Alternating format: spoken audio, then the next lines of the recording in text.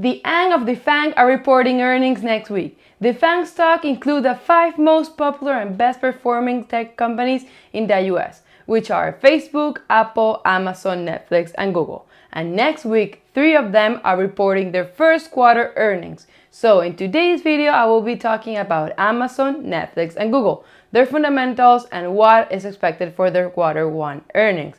And as always, I will be giving you guys my opinion on them and will show you guys my position I have with these companies. Hello guys, welcome to another video. I'm Adriana Gorrin, and if you're new to my channel, don't forget to subscribe, smash the like button for the YouTube algorithm, and follow me on my Instagram. First, because of this crisis, every company in the US started struggling and laying off their workers.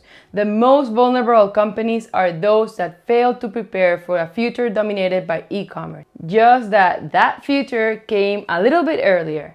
And Amazon is just a company that's doing the opposite. They hired hundreds of thousands of employees last month and increased current worker salaries by $2 an hour. Now, on April 13th, Amazon said that they were going to hire 75,000 more workers in order to meet the huge demand due to the virus situation. And because of this action, their spending expectation of $350 million in increased workers' budget and hiring new workers has now increased to more than $500 million. I mean, they actually became a utility during this crisis, being defensive, reliable, and completely indispensable.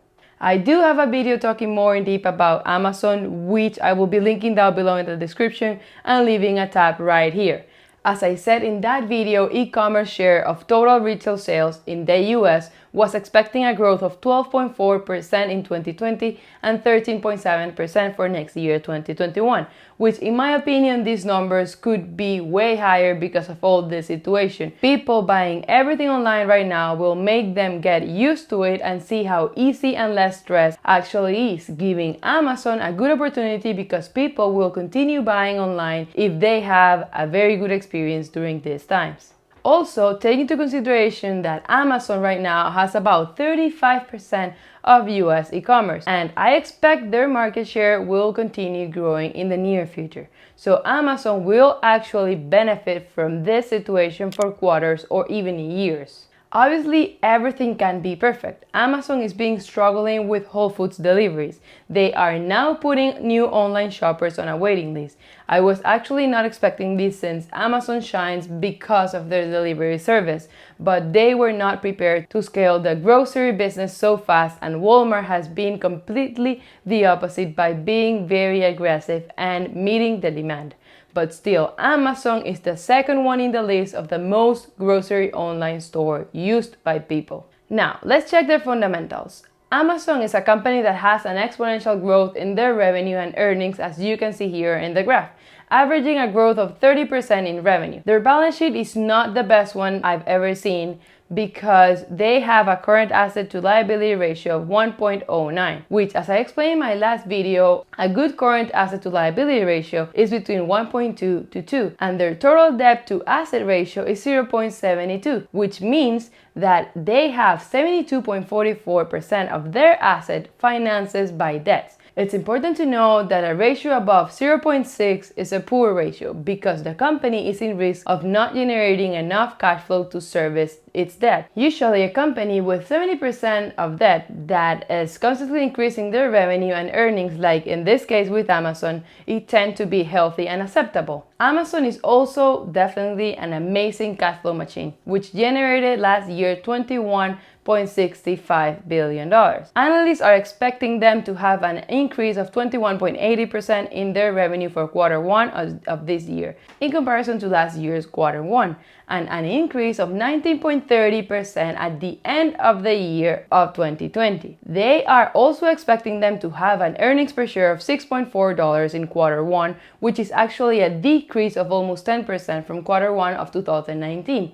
But we would have to wait until next week because with the increase in demand, I expect them to actually beat those expectations by far. Amazon, in my opinion, is clearly the winner during this virus crisis. Everyone is stuck at home on their phones or computer and impulse buying everything that they can think of. I can't wait to see what they say on their earnings and be able to do another video analyzing it with you guys. In my opinion, they will report record sales and profits this year due to the demand for deliveries and its cloud-based service. They will definitely remain as one of the most important businesses during the crisis, providing key services like food, entertainment, and shopping. So in my opinion, Amazon is an 8.5 over 10 points because of their exponential growth.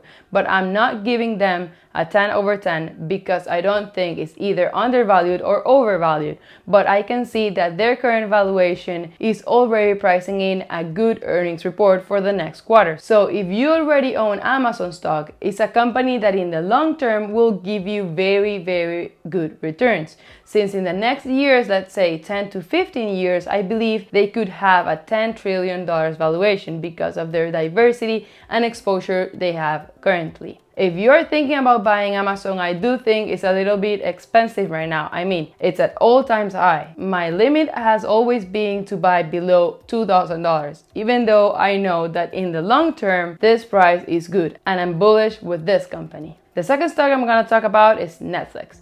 This is another company that has seen a ridiculous growing demand for their services since this crazy situation started. According to AT&T, Netflix data traffic touched all-time highs on its network. Also, they needed to dial down its video quality in Europe and Canada to reduce bandwidth consumption because of the rising in demand. We all know that last year its list of competitors increased since Disney Plus and Apple TV Plus entered the industry, but still they ended up the year with 167 million subscribers worldwide, an increase of 20% from 2018 to 2019, even though the yearly increase in subscribers actually decreased by 3%. What I want to say with this is that from 2017 to 2018, they ended up the year with an increase of 28.6 million subscribers. But from 2018 to 2019, it was only 27.83 million people. But in my opinion, those numbers are still amazing for a growth company. Netflix is a company with a market cap of $196 billion, which has just overpassed Disney's market cap today. The company currently has a PE of 108.15,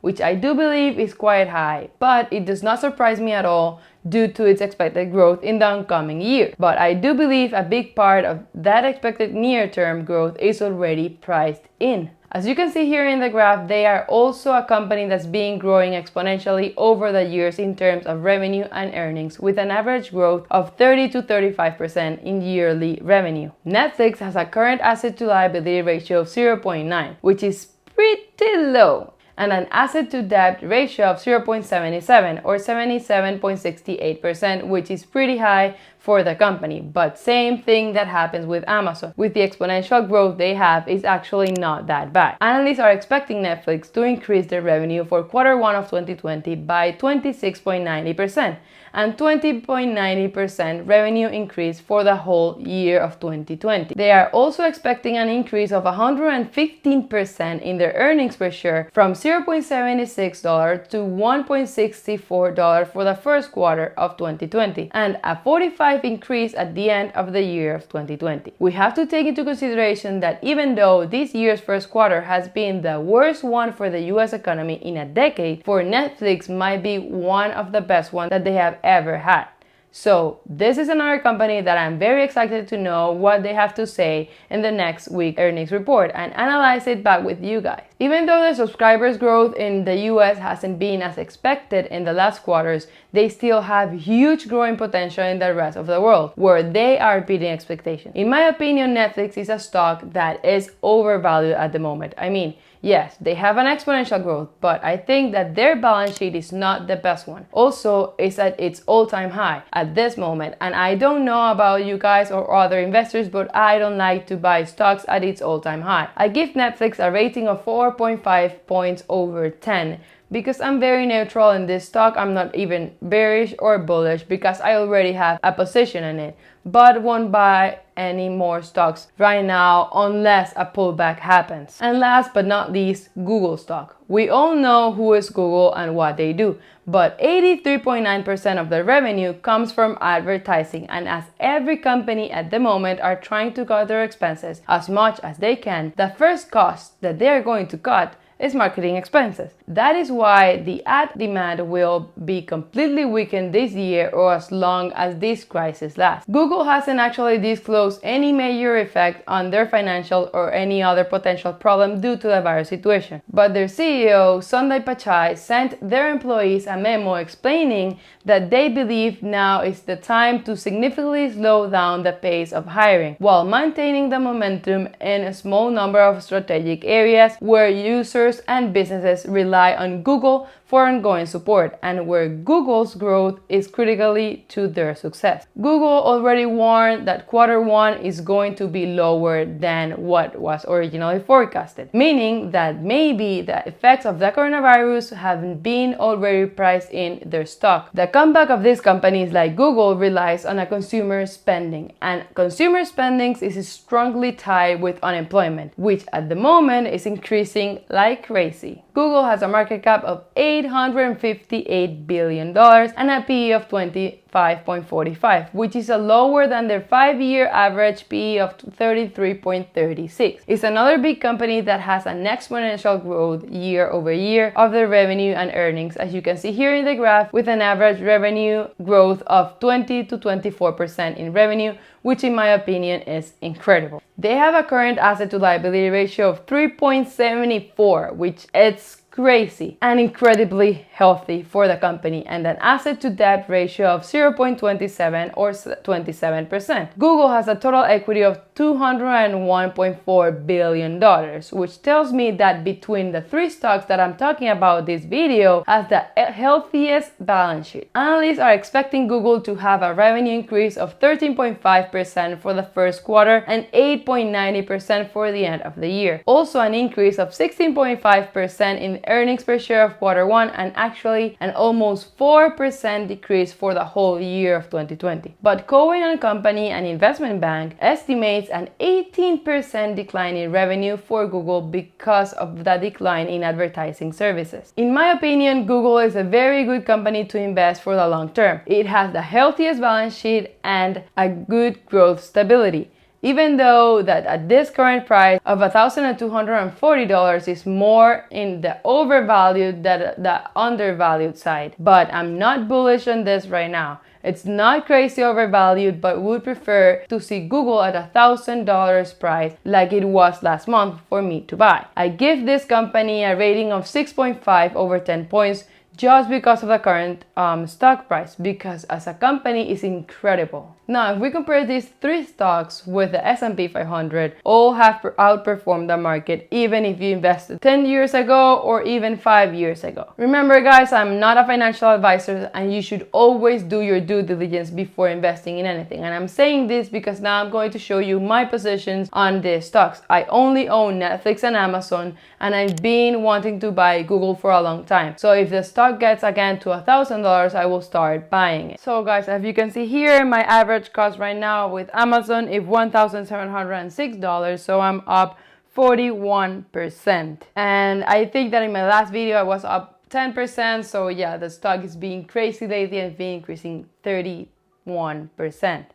Now for Netflix, my average cost is $263, so I'm up 66.93%. Well guys, that was all for this video. I hope you really enjoyed it. Thank you for watching. Don't forget to subscribe. Smash the like at the bottom for the YouTube algorithm. Follow me on my Instagram.